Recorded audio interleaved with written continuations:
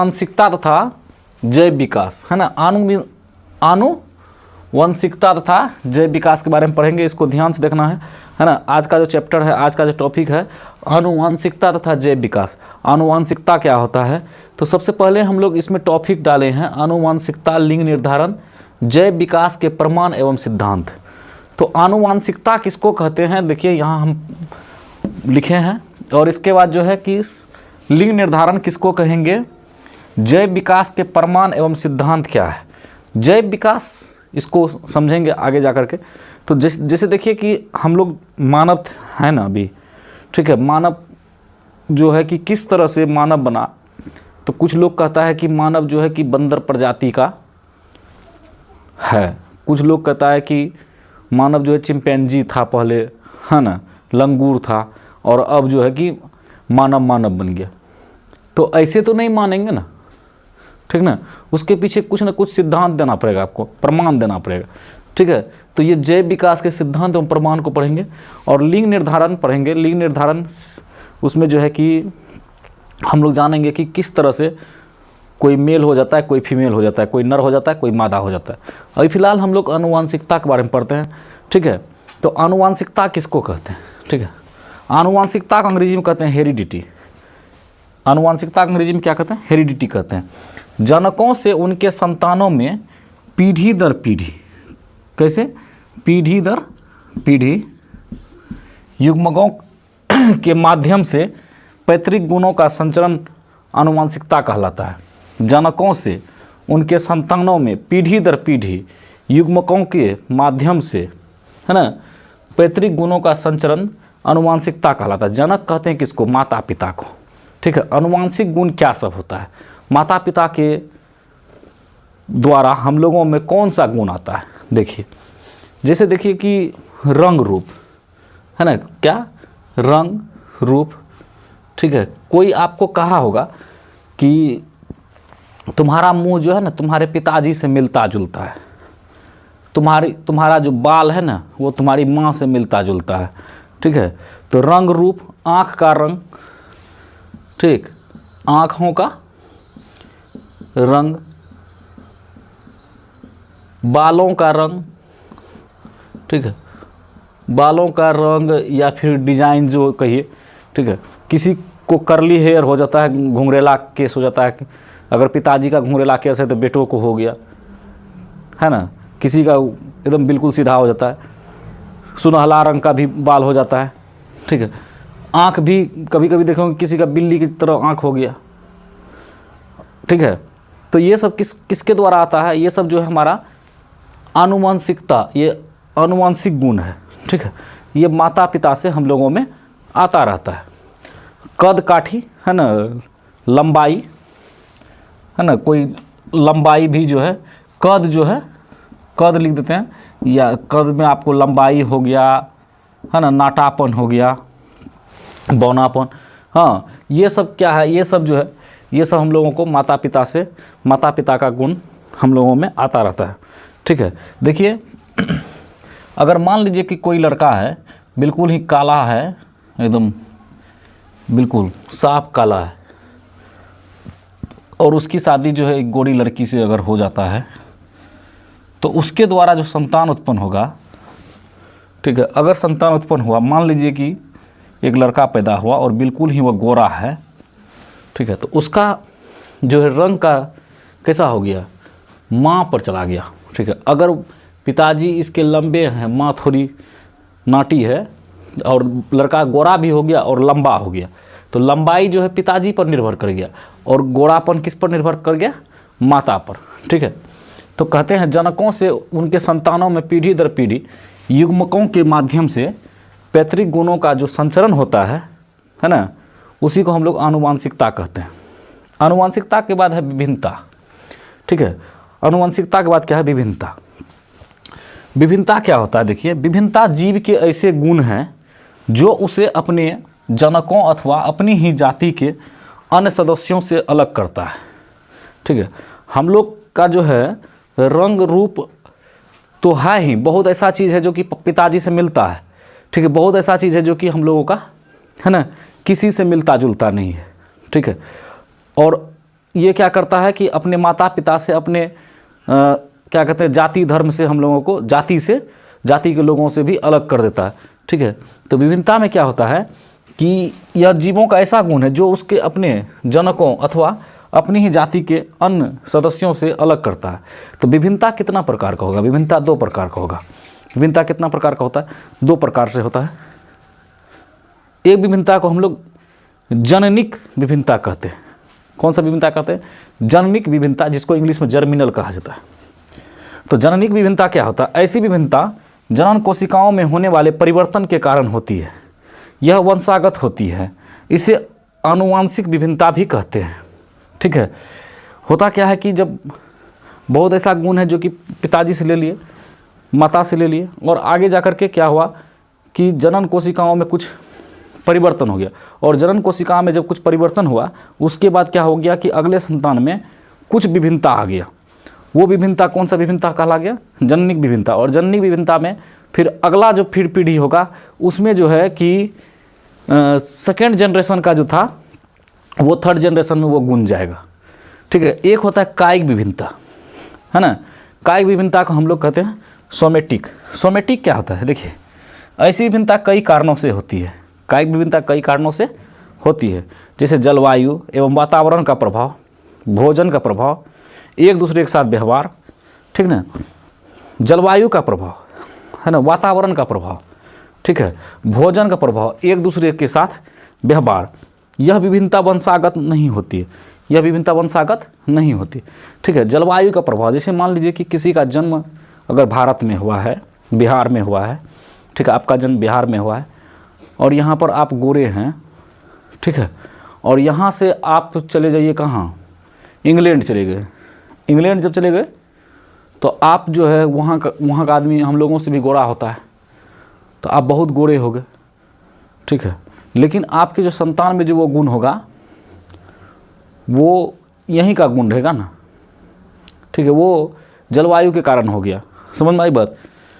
अब भोजन के प्रभाव के कारण कोई भोजन, है ना, खाते खाते इतना मोटा हो गया, ठीक है, ज़रूरी है कि खा खा करके जो मोटा हो गया है तो उसका जो संतान होगा वो भी मोटा ही होगा, ठीक है, वो ये, है ना, वंशागत नहीं होता है। अब जैसे कि एक दूसरे के साथ व्यवहार में देखिए, आपको हम बताते हैं, किसी आदमी को देखे होंगे कि चिड़चिड़ापन का स्वभाव हो गया है। हाँ, बहुत कोई ऐसा है कि बहुत बोलता है।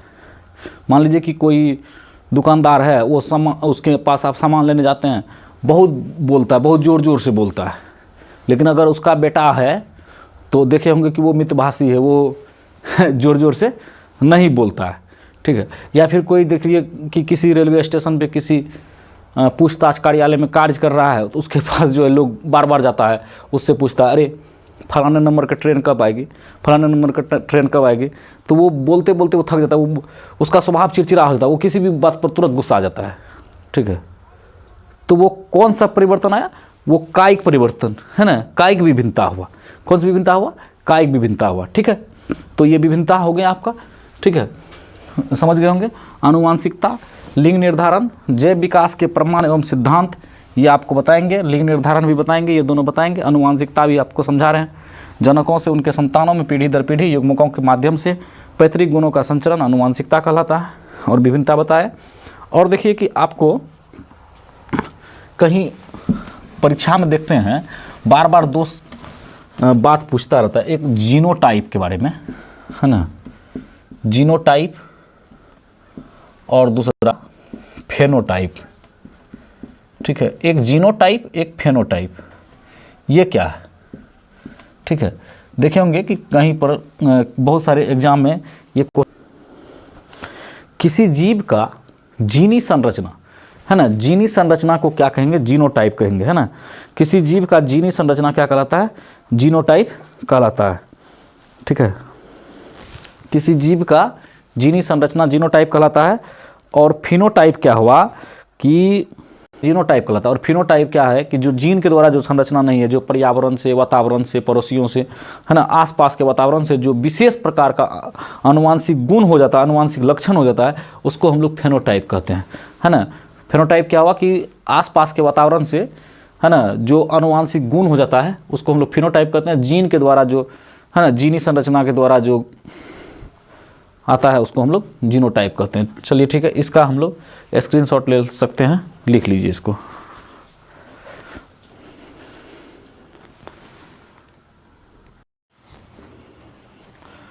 तो देखिए अब पढ़ते हैं आनुवांशिकी यानी जेनेटिक्स के बारे में। तो जेनेटिक्स क्या है? तो जेनेटिक्स क्या है कि आनुवांशिकता तथा विभिन्नता का अध्ययन हम जिस शास्त्र में करते हैं, जीव विज्ञान का वह भाग है ना जिसमें हम आनुवांशिकता और विभिन्नता का अध्ययन करते हैं, उसी को हम आनुवांशिकी कहते हैं। आपसे कोई पूछेगा कि आनुवांशिकी किसे कहते हैं, जेनेटिक्स किसे कहते हैं, तो जेनेटिक्स हम किसको कहते हैं? तो जिस शास्त्र में है ना जीव विज्ञान का वह भाग जिसमें हम आनुवांशिकता और विभिन्नता का अध्ययन करेंगे, उसी को हम जेनेटिक्स कहेंगे, है ना। आनुवांशिकता को हम लोग हेरिडिटी और विभिन्नता को वेरिएशन कहेंगे। आनुवांशिकता प्लस विभिन्नता बराबर आनुवांशिकी, है ना। फादर ऑफ जेनेटिक्स कहा जाता है। आनुवांशिकी के पिता कहते हैं ग्रेगर जॉन मेंडल को। किसको कहते हैं? ग्रेगर जॉन मेंडल को। और ग्रेगर जॉन मेंडल का जन्म 1822 ईस्वी में हुआ था। जन्म स्थान था ऑस्ट्रिया के बुरून शहर। जन्म स्थान क्या था? ऑस्ट्रिया के बुरून शहर। और ग्रेगर जॉन मेंडल जो था ना, वो क्या थे कि ईसाइयों के मठ में एक पादरी थे। ईसाइयों के मठ में रहते थे, है ना। हिंदू का मंदिर में जो रहता है उसको हम लोग पुजारी कहते हैं, मौलाना के मस्जिद में जो रहता है उसको मौलाना कहते हैं, और जो ईसाइयों के मठ में रहते हैं उसको पादरी कहते हैं, ठीक है। तो ये ईसाइयों के मठ में रहते थे, ठीक है, ग्रेगर जॉन मेंडल। तो ये क्या किए, मटर के पौधे पर इन्होंने अपना रिसर्च शुरू किया, ठीक है। किसके पौधे पर? मटर के पौधे पर इन्होंने अपना रिसर्च को प्रारंभ किया। तो मटर के पौधे पर ही रिसर्च प्रारंभ क्यों किया, ये बराबर क्वेश्चन आता रहता है। लोग बार बार पूछते रहते हैं कि भाई मटरे का पौधा काहे चुना, दूसरा पौधा चुनता, है ना, पीपल का वृक्ष चुन लेता, ठीक है, आम का पेड़ चुन लेता। तो लेकिन उन्होंने मटर का ही पौधा क्यों चुना? तो उसके पीछे कई कारण है। तो देखिए सबसे पहला, ये जो थे, है ना, बाग में जो बगीचा में, है ना, गार्डन में जो मटर उगाए थे, उसी पर ये रिसर्च शुरू किए थे, है ना, मटर के पौधे पर। किस पर? मटर के पौधे। तो मटर के पौधे पर इन्होंने अपना रिसर्च शुरू किया। तो मटर के पौधा का सबसे पहला चीज़ क्या है ना, कम जीवन अवधि है। अगर पीपल का पेड़ पर ये चुनता, पीपल के वृक्ष को, तो उसका लाइफ, है ना, क्या है, बहुत लंबा होता है, तो उसका जीवन अवधि बहुत बड़ा होता है। तो उसमें क्या, ग्रेगर जॉन मेंडल ही ख़त्म हो जाता है, इसका ये रिसर्च नहीं हो पाता, ठीक है। सबसे पहला चीज़ है कि कम जीवन अवधि होता है।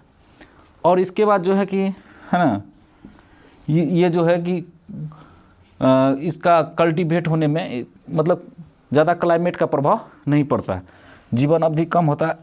और इसमें जो है ना विपरीत गुण होते हैं, विपरीत गुण मौजूद होते हैं मटर के पौधे में।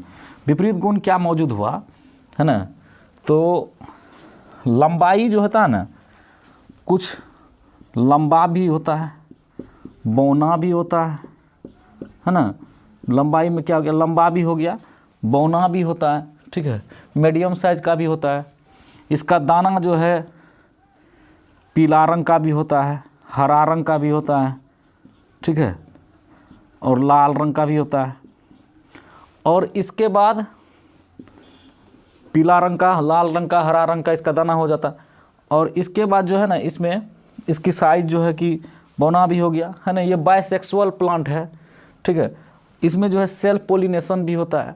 और इसके बाद जो है ना आर्टिफिशियल के द्वारा क्रॉस पोलिनेशन भी कराया जाता है, कराया जा सकता है, ठीक है। ये बायसेक्सुअल प्लांट है ना, लिख सकते हैं बायसेक्सुअल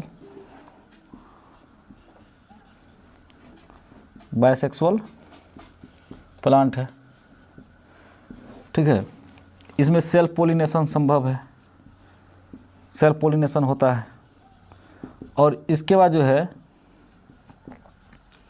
आर्टिफिशियल तरीके से, है ना, आर्टिफिशियल, ये मतलब लिख देंगे, आर्टिफिशियल तरीके से क्रॉस पोलिनेशन करा सकते हैं, ACP कर सकते हैं, है ना। आर्टिफिशियल तरीके से क्रॉस पोलिनेशन कर सकते हैं। तो ग्रेगर जॉन मेंडल ने क्या किया, है ना, ये आर्टिफिशियल तरीके से क्रॉस पोलिनेशन कराया। इन्होंने क्या किया है ना, एक झुर्रीदार एक नाटा पौधा को चुना, एक लंबा पौधा को चुना, ठीक है। एक नाटा पौधा को चुना, एक लंबा पौधा को चुना, ठीक है। दोनों में फूल लगा। उसने क्या किया, लंबा पौधा के परागकण को नाटा पौधा के स्टिग्मा पे गिरा दिया, है ना। इसका परागकण को ख़त्म कर दिया, उसके परागकण को गिरा दिया। इसके बाद जो फिर उससे क्या हुआ, फिर नया पौधा हुआ, हाँ, उसमें बीज बना।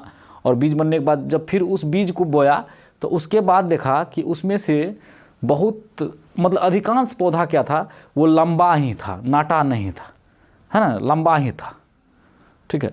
इस तरह से मेंडल जो है बहुत सारे नियम का प्रतिपादन किया। मेंडल के अलग अलग नियम को हम पढ़ेंगे। प्रभाविता का नियम है ना, अलगवाद का नियम है, बहुत सारा नियम है, उसको हम लोग पढ़ेंगे नेक्स्ट वीडियो में। फिलहाल आप इसको समझ गए होंगे, है ना, कि मेंडल ने मटर के पौधे को ही क्यों चुना, ठीक है। इसको आप स्क्रीनशॉट ले लीजिए।